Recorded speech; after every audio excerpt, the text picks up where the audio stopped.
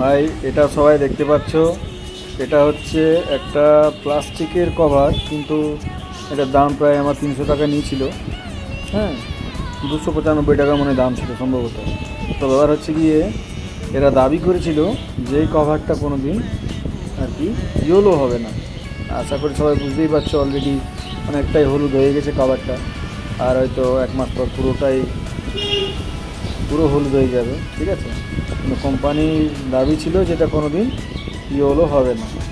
তো সবাইকে বলবো একটাই কথা, এরকম কভার নিয়ে আমি ঠকেছি, সবাই ঠকো না। হ্যাঁ, এরকম কভার কোনো দিন কিনবে না, কারণ এই কভারগুলো সবাই বলছে যে যতই দাম হোক নাকি এটা হলুদ হয়েই যায়।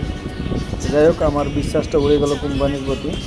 আর ফ্লিপকার্ট এইসব দেখে এইসব কভার একদম কিনবে না, ঠকেছি আমি। তাই সবাইকে সচেতন করে দিচ্ছি, কে যেন না এই ধরনের কভার কেনে আর কি।